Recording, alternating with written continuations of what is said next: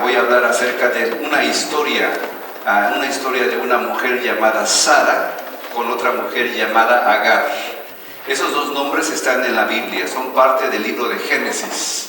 Voy a explicar un poquito acerca de eso, pero para poder explicarles quiero darles el contexto de por qué voy a hablar de estas mujeres. Dice en el libro de Gálatas capítulo 4 versículo 21: ustedes, los que quieren obedecer la ley, recuerden que Pablo está hablando acerca de gente que viene a las iglesias y quiere imponer un legalismo, que tú tienes que vestirte de esta manera, que tienes que ponerte un velo, que tienes que, etcétera, etcétera, toda clase de cosas, que tú tienes que dar el diezmo, y no quiero decir que el diezmo no sea bueno, y no quiero decir que vestirse modestamente no sea bueno, solamente que no es parte de la salvación. Es una cosa buena, algunas cosas de ellas, pero no es la salvación. La salvación es simplemente por lo que Jesucristo hizo por nosotros, no por lo que nosotros podemos hacer. Alguno dice: yo vengo todos los domingos a la iglesia, por eso voy al cielo, pastor. Malas noticias, no te puedes ir al cielo por venir a la iglesia todos los domingos. ¿Es malo? No, es muy bueno. Pero una persona que va a llegar al cielo va a ser por lo que Jesucristo hizo, no por lo que nosotros hacemos. Y sigue diciendo: dígame una cosa, ¿no han leído lo que la Biblia nos dice de Abraham? Y empieza a contar la historia de Abraham. Cuando hablaba de Abraham, inmediatamente los judíos paraban las orejas, porque él era la persona más importante, si no es que una de las más importantes del Antiguo Testamento. Una persona que tenía fe. Una persona de lo que ellos mismos se decían descendientes. Dice que él tuvo dos hijos, uno de ellos con su esclava, ahorita voy a platicar un poco de esa historia, y el otro con su esposa, que era libre. El hijo de la esclava nació como nacemos todos nosotros, pero el hijo de su esposa nació gracias a que Dios se lo prometió a Abraham, hijo de la promesa, una mujer vieja.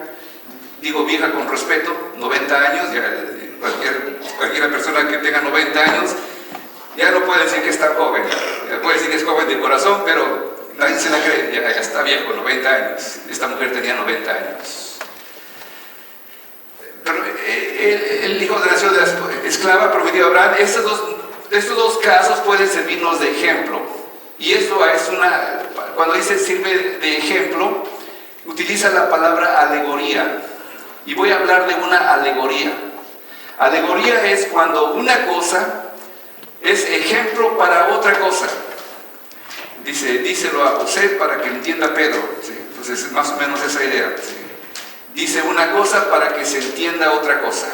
Y la Biblia está escrita en algunas partes como alegorías.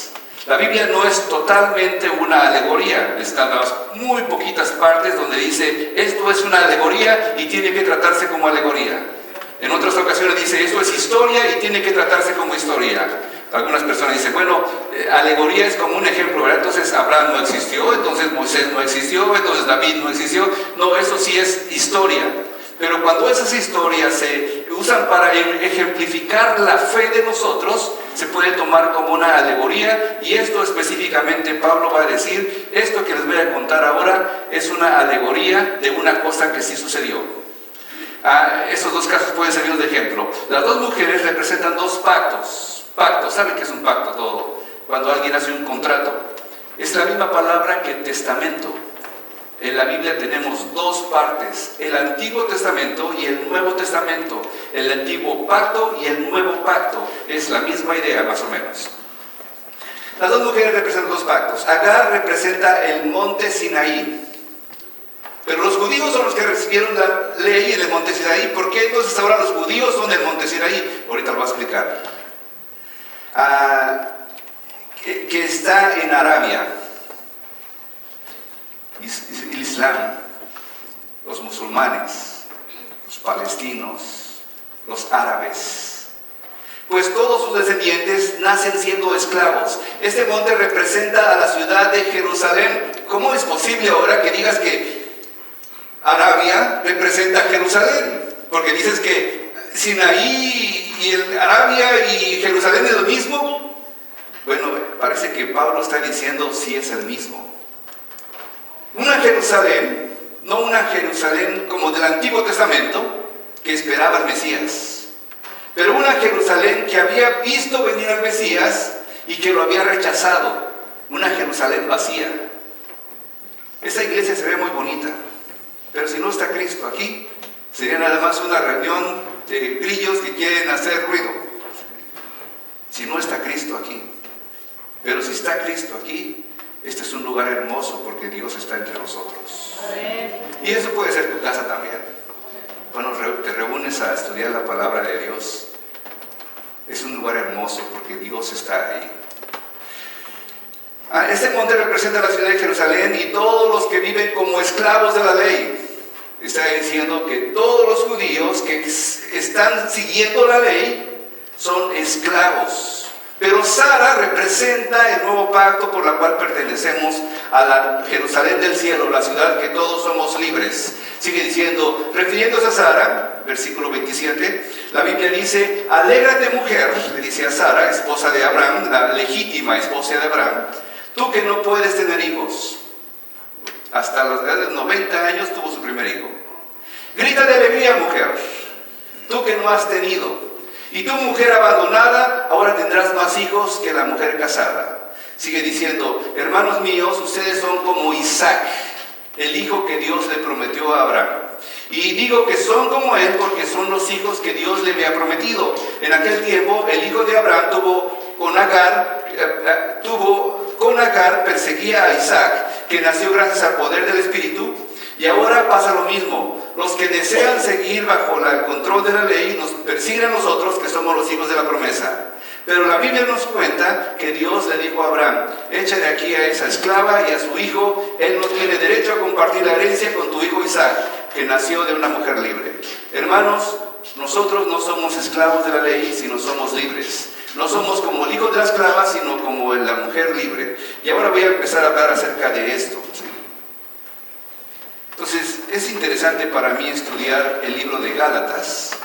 Y es interesante para mí estudiar también la perspectiva que Pablo tenía de algunos puntos controversiales. Como por ejemplo, el de la mujer. Libro de Gálatas, solamente el libro de Gálatas. Capítulo 3, por ahí por el 20 más o menos.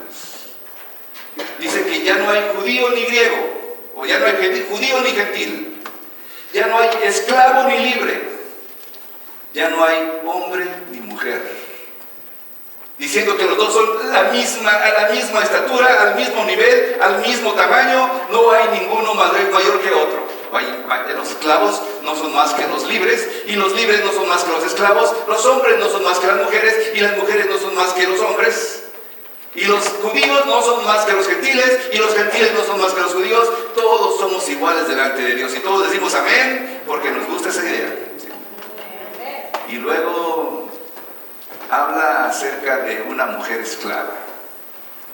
Y Pablo, ¿qué no acabas de decir? Que no hay judío, que no hay hombre ni mujer, y que no hay esclavo ni libre, y ahora te pones el ejemplo de una esclava. Es muy interesante. Muy interesante. ¿Cómo puede ser que después de decir que no hay esclavo ni libre y no hay hombre ni mujer, ahora dice que hay una esclava en la historia que está presentando? Tiene sus razones, perspectivas. Es difícil a veces entender la mentalidad de Pablo, porque aún en el libro de Corintios, por ejemplo, le dice a la mujer, las mujeres no les prohíbo que enseñen en la iglesia. Capítulo 14 de Corintios. No pueden enseñar en la iglesia. Pero antes de eso, en el capítulo 11, 3 capítulos antes del capítulo 14, dice, la mujer cuando profetiza tiene que cubrirse la cabeza, porque si no se cubre la cabeza, mejor que se rape. Porque qué clase de vergüenza es que profetice con la cabeza destapada. Y capítulo 14 y capítulo 11, a uno le dice, la mujer no habla, y en otro dice, la mujer habla mucho, profetiza. ¿Y qué es una profecía? Cuando alguien habla en nombre de Dios. Entonces, en el capítulo 11, Pablo pone a las mujeres a predicar en el nombre de Dios a la congregación. Y le dice, tiene que cubrirse la cabeza. Y en el capítulo 14, dice, las mujeres no deben hablar nada, no deben enseñar. Si tienen una pregunta, pregúntese al esposo, allá en su casa. Es para mí muy interesante la mente de Pablo. ¿Qué quiere decir exactamente? Gálatas dice que la mujer es igual al hombre y después dice, ahora la mujer es una esclava, porque recuerdan la historia de Sara y Agar. Bueno, Sara era la dueña, Agar era la esclava. Entramos a la perspectiva de lo que está pasando. ¿Sí? La historia de Abraham y Sara. Sara la estéril, que tuvo un hijo al final de sus años, 90 años tenía, tuvo a Isaac. Agar la esclava, tuvo un hijo, se llamaba Ismael. Déjame te cuento un poquito de la historia, porque Pablo menciona estos casos como si la iglesia de Gálatas tuviera la perspectiva de lo que pasó en el Antiguo Testamento, Génesis capítulo 16 al 21, como 5 o 6 capítulos, y está esta historia de qué pasó con Abraham, Sara su esposa y Agar su esclava. Déjame te cuento un poco de qué pasó. Dios le dice a Abraham, sale de tu tierra y tu parentela a un lugar donde yo te voy a mostrar. Y se lleva a su mujer, Sara, era su mujer obviamente, y le dice, cuando salgas, si es que obedeces mi palabra, yo te voy a hacer que tu descendencia sea como las estrellas de los cielos. ¿Ves las estrellas de los cielos? ¿Las puedes contar? Y Abraham dice, no, pues así va a ser tu descendencia. ¿Y ves la arena de la mar? ¿Lo puedes contar, la arena de la mar? Y Abraham se queda pensando, no, tampoco, así va a ser tu descendencia. Pero no tenía ni un solo hijo. Entonces toman a Sara y salen de la tierra, de Ur de los Caldeos, Babilonia, Irak, lo que es el día de hoy. Salen de ahí, viajan por varios años y llegan a Canaán, la tierra prometida. Pero pasaron muchos años y Sara no tenía ni un solo hijo. Entonces a la edad de 80 años aproximadamente, 85 años aproximadamente, habían pasado unos 10, 15 años, Sara le quiere ayudar a Dios. De alguna manera, algunas veces nosotros queremos ayudarle a Dios y no dejamos que haga su voluntad. Queremos ayudarle a Dios con nuestros hijos y nomás los echamos a perder. ¿En serio? Sí. Agarras una flor y te pones a abrirla para ayudarle para que se vea más bonita y la pobre flor se seca. Agarras un capullo donde están las mariposas adentro y le ayudas a la mariposa para que salga más pronto y empiezas a rascarle para que abra más y la mariposa puede salir y caer inmediatamente porque no se le puede ayudar a Dios. Y Sara quiso ayudarle a Dios. Dijo, bueno, ya me estoy haciendo más vieja, no me estoy haciendo más joven. Mira, Abraham, ¿por qué no te llegas a mi sierva, esclava, y tienes un hijo con ella? Bueno, Abraham podía tener hijos todavía. La esclava tenía aproximadamente, yo calculo que tendría unos 50 años menos que ella. Entonces, si Sara tenía 80 o 75, la mujer podía tener unos 25 o 30 años. Egipcia la mujer, oscura de piel obviamente. A Abraham no le pareció mala idea. A los hombres, somos hombres y si nos deja la mujer, hacemos tonterías, mejor no lo dejen, por si acaso. ¿Sí? Y dice, bueno, ¿sí? Y la esclava no tenía opción, no podía decir no, era una esclava. Simplemente se dejó usar y se embarazó. Y iba a tener un hijo. Y cuando estaba embarazada Agar, capítulo 16, empezó a tratar mal a su señora, a Sara.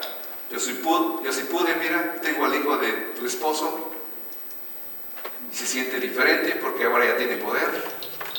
Y Sara se empieza a molestar de cómo Agar la estaba tratando de tratar a ella. Se queja con Abraham y Abraham le dice, pues tú fuiste la culpable, tú me dijiste que hiciera eso, pues trátala junto tú.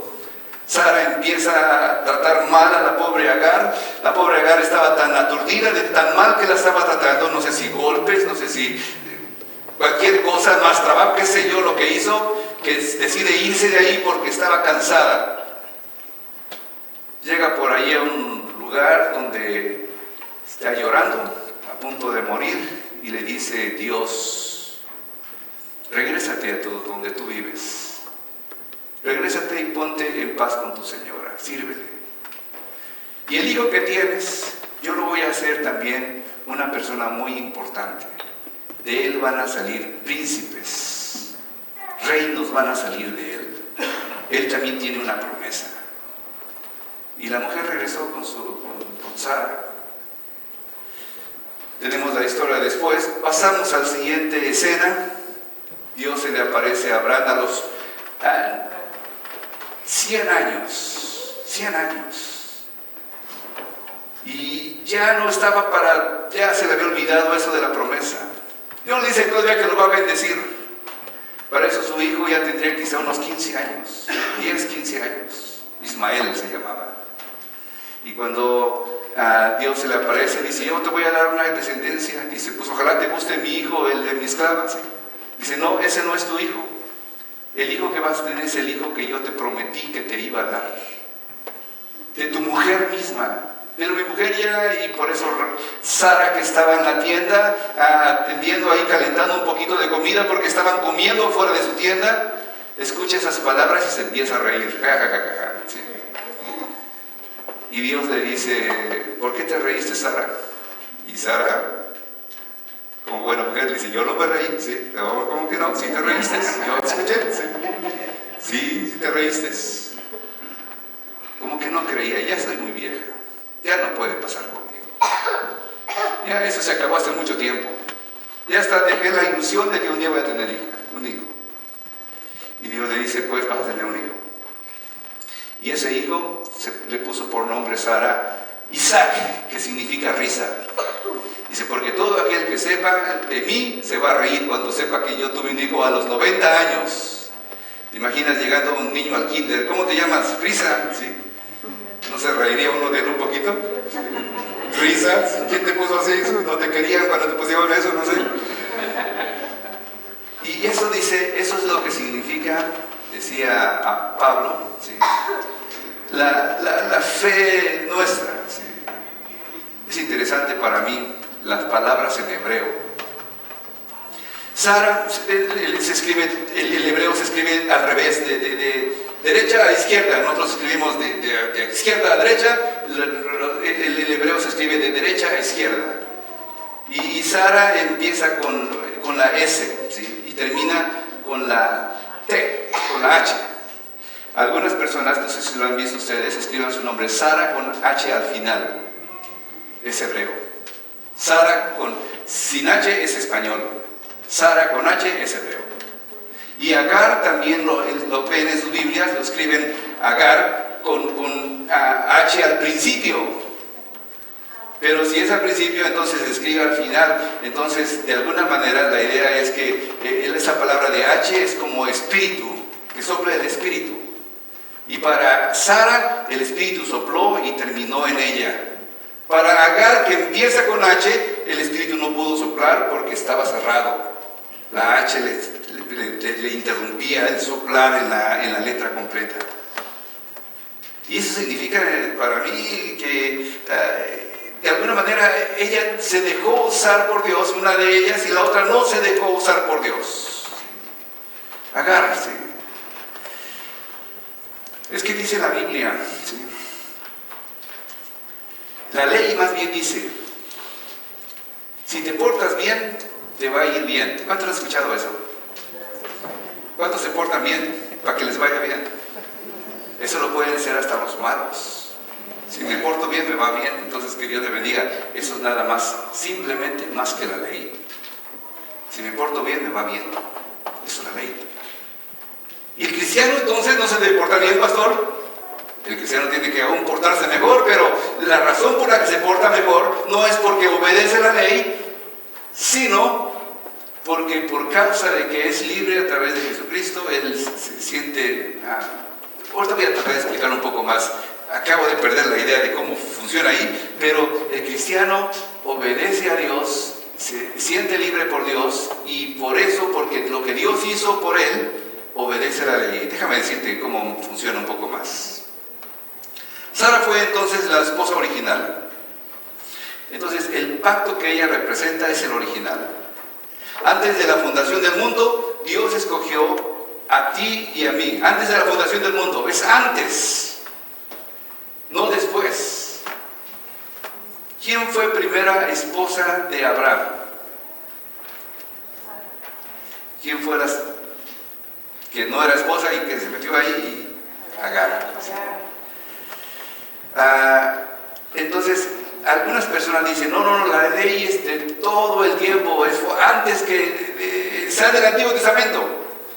Y nosotros le podemos decir, no, antes que se diera la ley, Dios ya había dado una promesa a Abraham. Nosotros somos partes o hijos de la promesa también. La ley entonces es como el libro de Gálatas, hijos, una cosa interesante de la situación de los esclavos en el libro de Gálatas y en el libro de Génesis es diferente. En el libro de Génesis, cuando una mujer esclava tenía un hijo, el hijo de la esclava pasaba a ser libre, si es que el papá era el dueño, como Abraham. Entonces, Abraham podía ser el hijo legítimo, Ismael podía ser el hijo legítimo de Abraham, simplemente porque él le daba libertad, en el libro de Génesis. Pero en el libro de Gálatas, cuando está la época de los romanos, y el Pablo escribe esta situación, es totalmente diferente. Cuando una esclava tenía un hijo, su hijo iba a ser esclavo también. Esclavos. No había libertad para los esclavos. El hombre podía tener muchos hijos con las esclavas y ninguno de esos hijos que tenían con las esclavas podía ser libre. Eran esclavos siempre. ¿Sí? Agar entonces nunca fue destinada a ser esposa de Abraham. Y dice a Pablo que Sara es la promesa de Dios, el Evangelio, lo que nosotros creemos. Agar es el Antiguo Testamento, el pacto, hecho por la misma naturaleza del hombre. No fue nada extraordinario, aunque sí, cuando recibió la ley Moisés, había truenos y relámpagos y había humo, pero no había nada de extraordinario porque fue hecho por hombres solamente. Un hombre recibiendo la ley, y cuando hubo el nacimiento de Jesucristo, fue algo de una promesa espiritual. María no tuvo un esposo literal que fue el padre de ese hijo, sino fue el Espíritu Santo. Era algo espiritual completamente. Abraham fue su esposo por causa natural. No había ninguna promesa, no había nada de raro en eso, no había ninguna cosa extraña. Simplemente a Abraham le gustó la mujer, o Sara le dio permiso y se metió con ella. ¿Sí? ¿Qué más puedo decir de esto? ¿Por qué Sara trató de correr a Agar? Bueno, Agar se quiso ser la dueña, la patrona. Yo soy más que tú ahora. Y como se quiso ser ella la patrona, Sara no le gustó y le dijo, vete de aquí, no puedes estar más conmigo. Ahorita vamos a ver de eso. La ley también entra en las iglesias y nosotros la invitamos. Así como Sara le dijo a Abraham, llégate a mi esclava, ¿sí?, para que tengan niños y esos niños sean míos. ¿Sí? Así muchas iglesias cristianas le dicen a las obras, vengan para acá porque queremos sentirnos más satisfechos. Queremos saber que nosotros podemos ganarnos la salvación. ¿Sí? No tenemos que recibir la promesa de nada. Yo nada más con que dé mi ofrenda y con que venga a la iglesia y con que me porte bien, ya con eso la hice. Y no hay posibilidad de poder salvarse por la ley. Sara nunca podía haber sido la esposa de Abraham. Nunca podía llegar a ser esposa de Abraham. Porque era una esclava, y una esclava no podía ser la dueña. ¿Sí? ¿Qué entiendo ahora también de Ismael e Isaac? Tuvieron dos hijos cada una. Una tuvo un hijo, Ismael, la otra tuvo un hijo, Isaac. El hijo o sea, las personas que están bajo la ley, el hijo que representa a Ismael, son personas fuertes. Aunque tienen más años, más altos, más grandes. Dice en el libro de Génesis que de alguna manera Ismael hacía bullying de Isaac, porque era más fuerte, porque era más alto, porque tenía más años. Lo único que podía hacer Isaac para defenderse es ir con su mamá y decirle: mamá, otra vez me pegó Ismael. ¿Sí? Y la mamá se enojaba. ¿Sí? Y te voy a decir que las razones lógicas de la ley son muy poderosas. Te dicen: si te quieres sentir bien, guarda el sábado. Y de esa manera te estás salvando. Si te quieres salvar, mira, también tienes que traer tu ofrenda. Y de esa manera te estás salvando. Si te quieres salvar, tienes que regalar un poco de ropa cuando te piden ropa para regalárselo a otra persona. Y de esa manera te estás salvando. Y uno se está ganando la salvación. Pero el evangelio de Isaac, que es el más pequeño, es diferente. Yo no puedo. Dependo completamente de mi padre. Mi padre es el que debe pelear conmigo, por mí. Yo no soy poderoso. Mis argumentos no son tan fuertes como los demás. Yo soy salvo no por lo que estoy haciendo, sino porque Jesucristo lo hizo por mí. No me baso en lo que yo puedo hacer, lo baso en lo que mi Padre puede hacer a través de mí. Ese es el evangelio de Jesucristo. ¿Sí? Hay mucha diferencia entre uno y otro. Dice en la Biblia: yo estableceré mi pacto con tu hijo, le dice a Abraham. Y Abraham pensaba: pues ojalá mi hijo Ismael pueda ser acepto a tus ojos. Dice: no, con ese hijo no. Los judíos son Agar. Algunas personas, como ya lo he dicho, quieren tratar de buscar su sangre judía. Quieren practicar el judaísmo. Empiezan a estudiar acerca de las leyes, de qué se debe de hacer según la Biblia, qué debo de comer, qué no debo de comer, qué fiestas debo guardar, cómo debo vestirme en cierta época del año según el Antiguo Testamento, porque me quiero sentir mejor. Y no se dan cuenta que solamente están imitando a Agar, la esclava.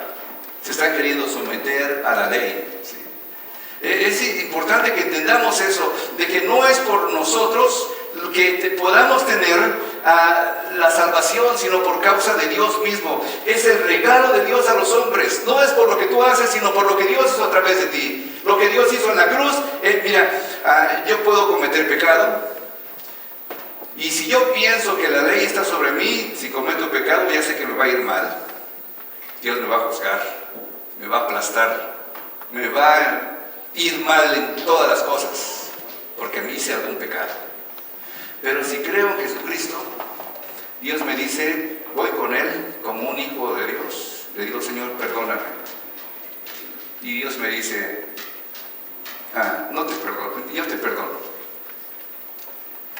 Como le dijo a la mujer que la encontraron en adulterio y la trajeron con él: ¿dónde están los que te acusan?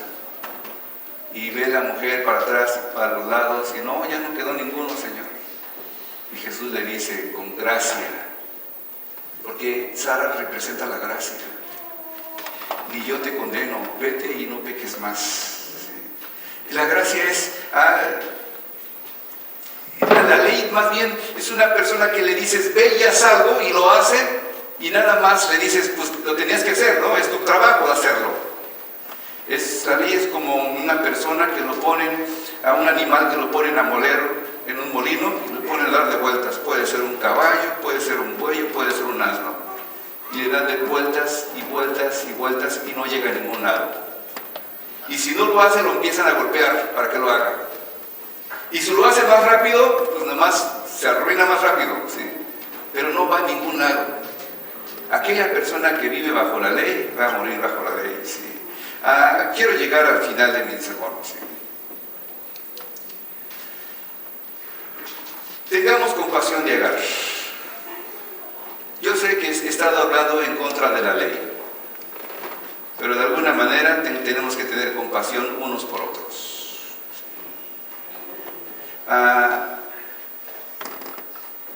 Actualmente hay una gran población cristiana en Palestina. 90,000 personas cristianas en Palestina. Y también muchos cristianos en Israel.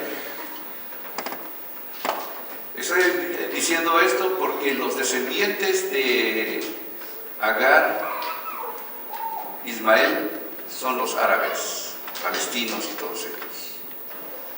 Y los descendientes de Abraham, literal en la carne, ¿sí?, son los judíos.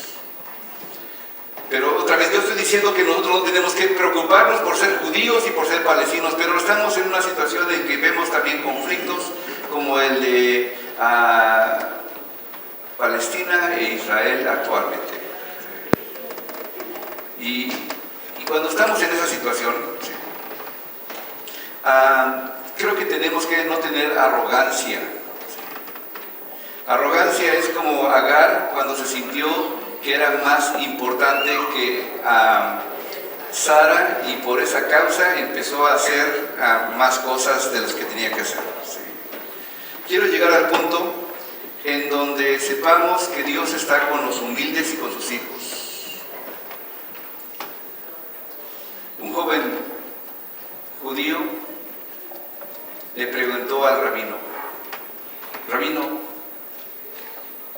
¿será que Dios siempre está alegre en toda nuestra historia de Israel? Y el rabino le contesta: no, no siempre está alegre por nuestra historia. Y dice el joven estudiante del rabino: ¿y cuándo no estuvo contento con nosotros?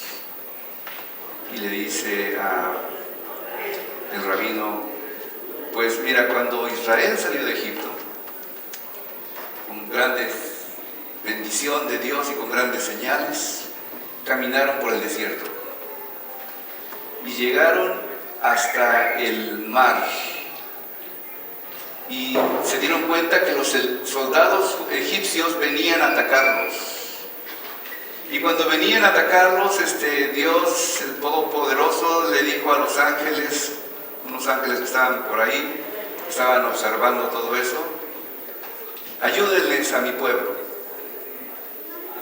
Entonces los ángeles, dice su historia del rabino, bajaron, vieron cómo estaba la situación y decidieron abrir el mar para que el pueblo de Dios pasara por el medio. Y el pueblo de Dios pasó por el medio. Y cuando pasó por el medio, pudieron salvarse, pasaron del otro lado. Pero de repente los egipcios, los soldados egipcios, también siguieron al pueblo de Israel. Poco a poco lo iban siguiendo. Cuando estaban en medio, los ángeles dijeron: vamos a ahogarlos a todos. Cerraron las aguas y todos los soldados murieron. Y los ángeles gritaban aleluyas y danzaban y gritaban: ganamos, ganamos, pudimos lograrlo, eliminamos a todos los enemigos de Dios. Y llega el Todopoderoso y les pregunta: ¿qué están haciendo saltando y danzando? ¿Por qué están haciéndolo? Dice: ganamos, mira lo que hicimos, matamos a todos los enemigos de Dios. Y dice: yo lo que estoy viendo es que ustedes mataron a muchos de mi pueblo y muchos están ahogándose ahora. Los soldados egipcios, posiblemente algunos, también temían de Dios. Y cuando pedimos por un país o otro país, no nos damos cuenta que posiblemente en esos lugares también hay pueblo de Dios. Tanto judíos como palestinos, ahí hay pueblo de Dios. No es que estamos por estar del lado judío vamos a ser más santos, no, y por estar del lado palestino buscamos a gente. ¿Sabes qué? Este muchacho Ismael era un hombre aguerrido, fuerte, que tenía poder, que podía lograr muchas cosas, como los árabes ahora tienen petróleo y tienen tantas ganancias. Isaac, por otro lado, era un hombre débil que buscaba la paz en todo tiempo, un hombre pacifista. Y nosotros somos ese pueblo que no podemos pelear con nuestras propias fuerzas, no tenemos armas para defendernos, no tenemos poder, no tenemos economía para poder cambiar el mundo, pero podemos ser gente de paz. Y en donde quiera que vayamos puede haber gente de paz. Y tú puedes ser un agente de paz. Tú puedes ser un hombre de paz. Hay otra última historia que quiero contar. Esa historia es de un hombre que estaba de vacaciones 1940, 50 aproximadamente. ¿Sí? Fue a las Rocky Mountains, no, ¿cómo se llama? La parte montañosa del este de los Estados Unidos. No, del este, no del oeste. Ya se me olvidó el nombre, pero zona rocosa, montañas ahí bonitas, ¿sí? Tennessee, Appalachia. Y estaba en un lugar muy bonito, con un restaurante que tenía cristales, que podía ver la naturaleza. ¿Sí? Era un predicador el que llegó manejando ese lugar con su familia de vacaciones. Y cuando un pastor está de vacaciones no quiere predicar, les voy a decir, no me inviten a predicar si voy de vacaciones. ¿Sí? Entonces estaba en ese lugar y de repente llega un hombre anciano y le dice: ¿están de paso ustedes o van a quedarse unos días? Y dice: bueno, vamos a quedarnos unos días aquí. Y ¿cómo se están sintiendo? Y el predicador dice: oh, ya me va a empezar a molestar, ¿sí? Pues nos estamos sintiendo bien, hasta que nos empezó a preguntar, ¿no? Pero estamos bien, ¿sí? Y dice: ¿y a qué se dedica usted? Le dice al predicador. Y dice: él era un predicador, un pastor, pero para que no lo molestara le dijo: pues yo enseño en una escuela teológica. Y el hombre dice: un predicador, oh, déjeme contarle una historia. Se agarran así y se sienta con él, ¿sí? Y él: pues cuénteme su historia, ya que más, ¿no? Ya nos arruinó el desayuno, ¿sí? Y le dice: yo crecí en esos pueblitos de esas montañas de aquel roto, ¿sí? Ahí crecí. Y en el tiempo que crecí, principios del siglo 1900, era muy mal visto que un hijo no tuviera padre. Y mi mamá no tenía esposo. Y yo crecí ahí. Y era difícil mi vida. Iba a la escuela y todos me decían bastardo. Y se me quedaban viendo y me decían: tú te pareces a Don Smith, ¿no? Tú te pareces a Don... Y empezaban a decirme: ¿quién te pareces tú? ¿Sí? A la mamá, pues obviamente, pero ¿quién es tu papá? Y todos preguntaban: ¿quién era el papá de ese muchacho?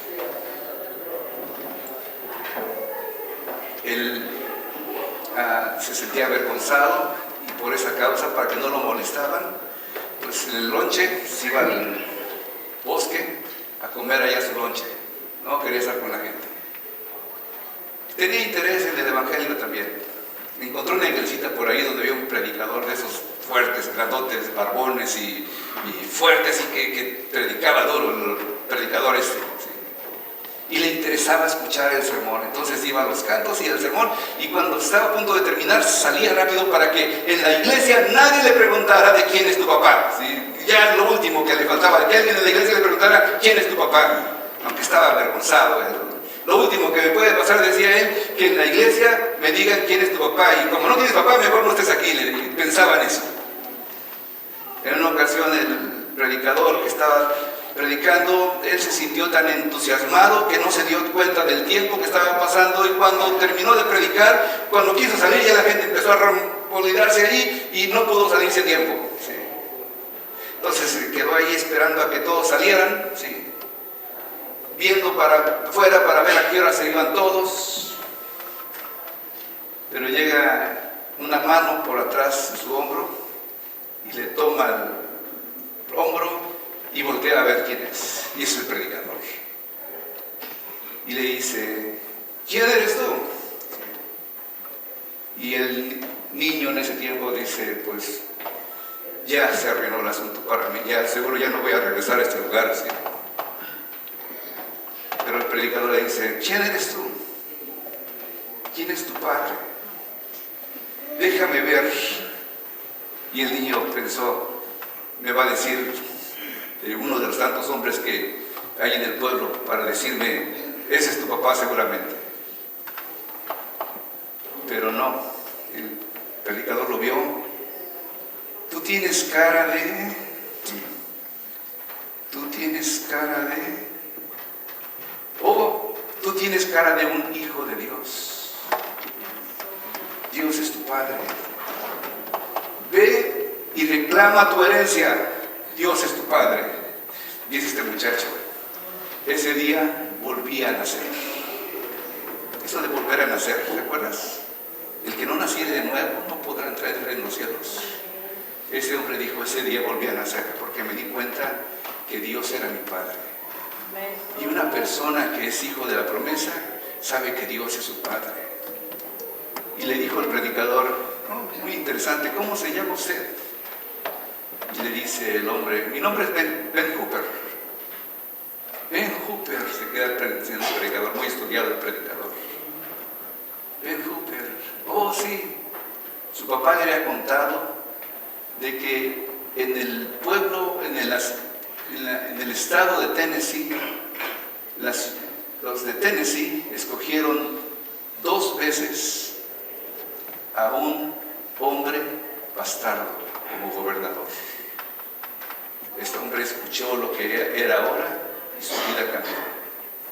Era un hijo de Dios, un hijo de la promesa. Y mi pregunta para ti es, ¿tú no puedes también querer ser un hijo de la promesa?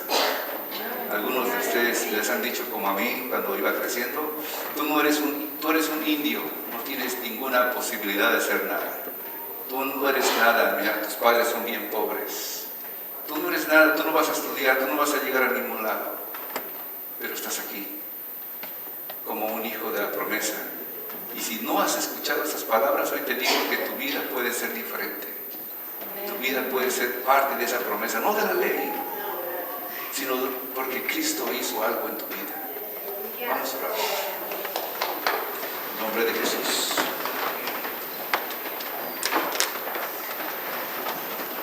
Señor, si alguien aquí todavía no ha entendido, aunque ya sea mayor de edad,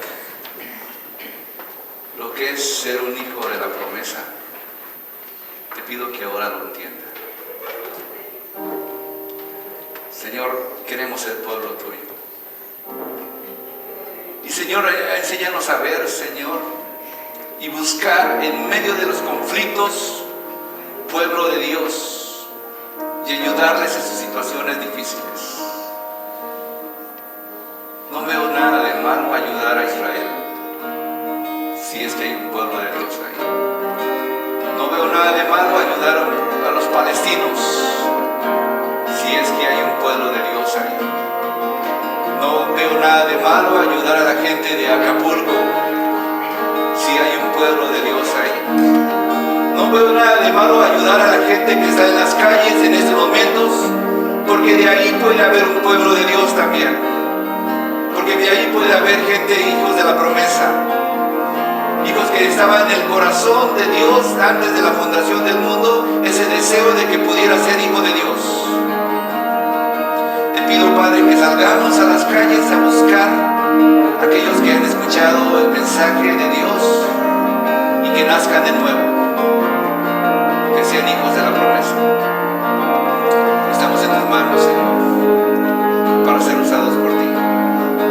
Y te pido que si hubiera alguien aquí que no sabía esas palabras, que no tiene que pagar por sus pecados él mismo, solamente arrepentirse y venirle a pedir perdón a Dios y decirle: he pecado contra el cielo, contra ti, ya no soy digno de llamarme hijo de Dios, pero si quieres tú, tenme como uno de tus más bajos siervos, quiero estar a tus pies. Que así sea, Señor. En el nombre de Cristo.